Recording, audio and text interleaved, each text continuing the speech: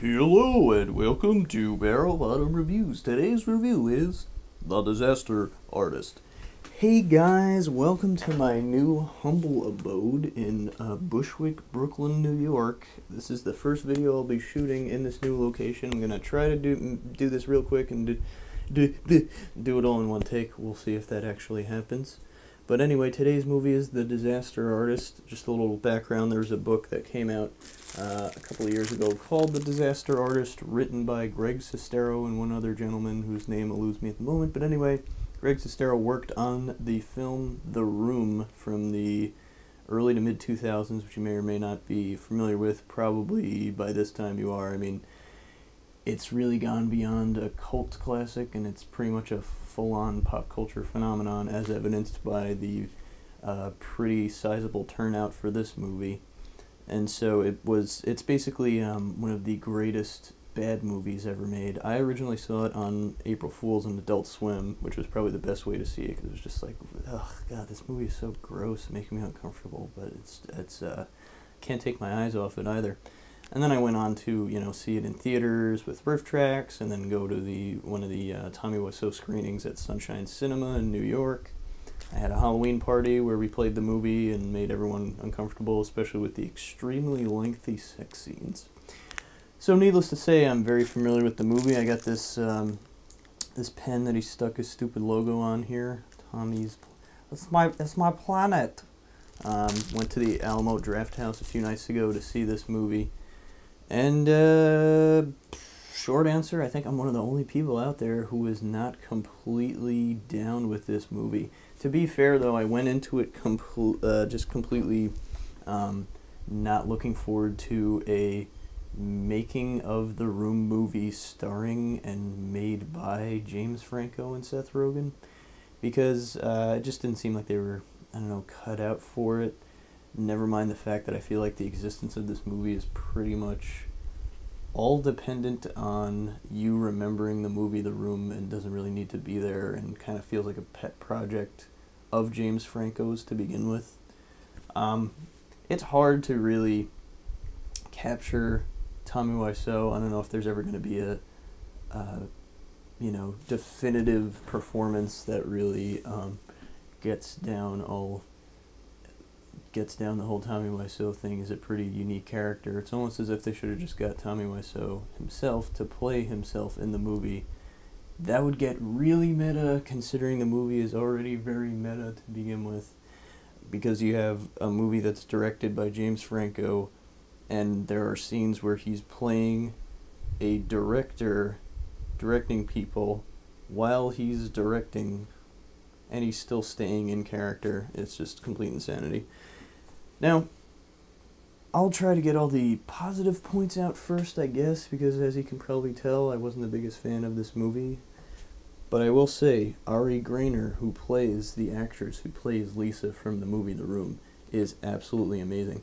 And when you see the side-by-side comparisons between the scene recreations and the original scenes from The Room, and you see her bits, they're just mind-bogglingly locked in there. Just amazing. Really kind of puts James Franco's performance down a peg, which, that's another thing. I think everyone really liked his performance. I thought it was just kind of like okay at best. He didn't really sound like Tommy Wiseau for certain parts, and the accent would kind of go in and out. And I guess you can kind of forgive that because it's based on this movie that's so shoddy and everything, but I don't know, Dave Franco's performance was really not good in my opinion. I felt like he was very miscast, and his portrayal of Greg Sestero was just very, very one note, and didn't really remind me of the real life person. This movie came out on A24 Films, which is currently my favorite distribution company. It's kind of rare for a distribution company to kind of establish a name for itself and an aesthetic, but A24 has really done it. I could, have a whole list going by now of all the amazing movies that they've made. But one thing that they mostly have in common is that they're smaller stories. There's a lot more care given to these stories. They're very personal. There's definitely like a vision in mind, which made it kind of strange as to why this movie was made and put out by A24 when you had movies like Ex Machina, Spring Breakers, The Lobster, Green Room. These are all real, like, visions. And then it's just like a bunch of comedians kind of having a laugh and practically just winking at the camera like, I like The Room too, as if it's like this, still this big secret or something like that. I don't know, they seem to be having fun. I just wish I was having as much fun as they were, but I can't lie, it was a pretty entertaining experience going into the theater seeing this, but I just have no desire to ever really see it ever again, I don't think. Another thing with the A24 movies is that they usually feature all unknown actors, or when they do feature somebody that is famous, like Robert Pattinson in Good Time, best fucking movie all year. Best soundtrack I've heard in years. That's another story. He loses himself in that role. You barely can even tell that that's the same guy from Twilight. William Dafoe in The Florida Project, or as I just mentioned, the movie The Lobster, with oh fuck, what's his fucking name? Colin Farrell. You kind of forget that they're famous actors, and you know, you're able to put that aside and really be immersed in this world. But with this, it's just like, okay, it's James Franco doing like a Tommy Wiseau impression. There's Seth Rogen, there's Paul Scheer, there's Hannibal Buress. It's fine, it's fun, but it's, I don't know, it's just a weird fit. And then I think probably my biggest issue with it is that it's just tonally and in terms of act structure, a bit of a mess. Ironically, because of course The Room is a mess. But, oh, is that me hitting against the mic? Sorry, guys. No, it's just all over the place, and it feels very rushed at moments, and, you know, that there just wasn't even enough time to fit in all these story arcs that they wanted to, and there's really just no character development. These are all very, like, one-dimensional characters, you know, and when something does change, like if there is a fight between the two characters, it's just like, okay, that kind of came out of nowhere.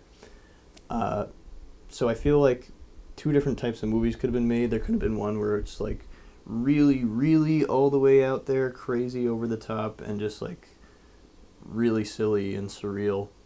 Or they could have done a much more serious, dark version that maybe made Tommy out to be a more dark character in himself, you know? This one kind of straddles this like straight line of blandness, unfortunately, because it like tries to be emotional sometimes, and then other times it's just silly. And I don't know, I just feel like no connection to anything that's going on, and I really only kind of laughed again when it's like, oh, okay, I remember that scene, that's funny. Hey man, definitely if you're a fan of The Room, check it out. But at the end of the day, you're just kind of getting a very disposable product, unfortunately, and there's a lot more worthwhile movies, especially from A24 Films that came out this year, that are just staggeringly original and engaging and wonderful and entertaining. And then this one is like, oh, there's an Oscar buzz. Like, just give me a freaking break, man. Anyway, I guess that's it for my little quick review of Disaster Artist there. A very lukewarm recommendation, if not a just, like, skip it. But, hey, I ended up fucking, you know, taking time out of my life to see it, so maybe check it out for yourself. I don't know. Just, don't expect it to, really stay with you like a week later in the way that a movie like Green Room or Good Time or, you know, any of those A24 movies would. So anyway, thanks. Hopefully next time I'll have like some real lights and you won't have to see these horrible bags under my eyes, and my hair won't be covering my eyes with this. I mean, you could just carry like 20 pomegranates in these bags. Okay. Look forward to seeing you at the next review, which hopefully won't be a cruddy little quickie one. And I'll see you in 2018, folks. Don't worry, the L train is not shutting down until 2019.